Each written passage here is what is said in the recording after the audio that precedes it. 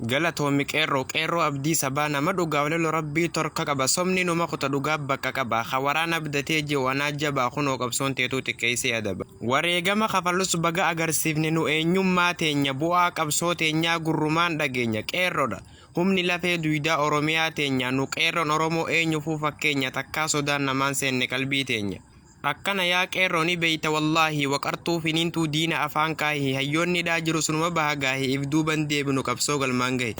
qabsoo akka baranaa ijaan arguu dhiisii gurratti hin dhageenye mixaaxa finiinaa diina jala keenya haluma ejersaa duruu ta'e qobboo si qunxuunne malee yoomsi xuyne yaaboo gana qomateetuu goona goda daabboo bargana si shinnaa si qabnee dhamala siitu qabsiifatee fitti dhale balaa warra badiin qabne du'atti sajjalaa kaani dhagguurtanii ganamaa galgala barnuti nagaya sihi abbaan balaa filaa atuu kuftee xiqqoo sitti hafe qarshiin namaan bittu si harkatti laafe osoo nama bittuu baankiin duwwaa hafe laal qeerroo oromoo akkasi wacaafe siif hin jilbiifanu si cabsina malee ammaa harcaate if hin beeytu malee atis hin jiraatu jiruun sitti tolee osuma okkoltuu buufte isa qilee ahii bilxiginnaa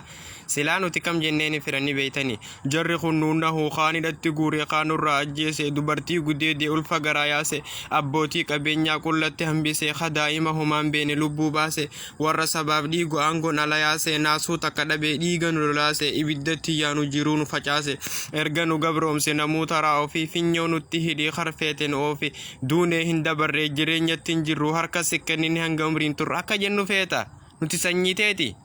muka jiidhaa shidiyaa dhaga affeele humna xiqqoo tanaan nu xarayda malee osoo laallee garruu calan kottaanolee lafan qabachiiftu sirna warra kalee karoora keessodaaf rafeen bulu galee biyya toof qabsaa'ee wareegamu maali akka kiyyaatu dhabe lubbuu isaa qaalii maali tiyya nafseen tasaaniti oli dandeessu xaraydee nu goota dhabama qabsoo xiqqaa guddaan itti wareegamaa kaan jiruun dhabamee kaanis ajjeefamaa akkasin nu geesse hin darbu gonkumaa nu harkatti dhaamsuuf fiida beekamaa tana itti yaadin abjuudha manaama qabsootu quudhiisi ittuun taatu michi eenyuu si sodaata harfeete didichi silaa qilii qabaa maal tahe namichi nuti ilma namaatii waasiin taanu harree daangaa keenya dhiifnee kanamatti hin tarre wanni inni nu fixuu maaliif nan deeggarree soba jala yaana dhugaa ijaan garree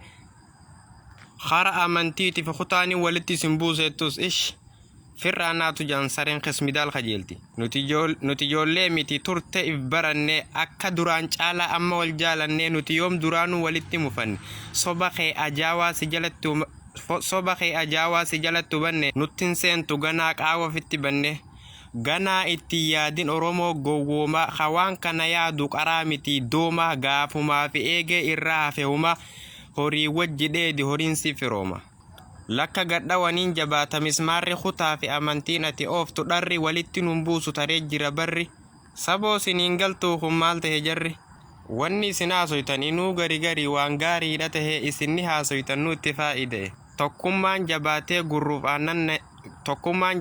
gurruuf aannan tahee tokkoon namaa addaan hin baasu danda'e paartii bilxiginnaa warra garaa dibbee warra garaaf je'e karaa sirrii jibbee hayyee amma qeerroon lafatti si dibe halqii ka haraashii ta gurrin dhageenye cinaachatti raftan bar walii gatteenye du'u yookaan bu'u gaafin sittin geenye ija qurum godhiituma qeerroo gaddaawwadhu yaa warshaa kijibaa afaan kee qabadhu tee murtee lamuma nagaya dhaammadhu naasun akkan duuni dibaa karkarfadhu taa'i namichaan ija tanaa bayta osoo dhugaa gartuu soba jala mayta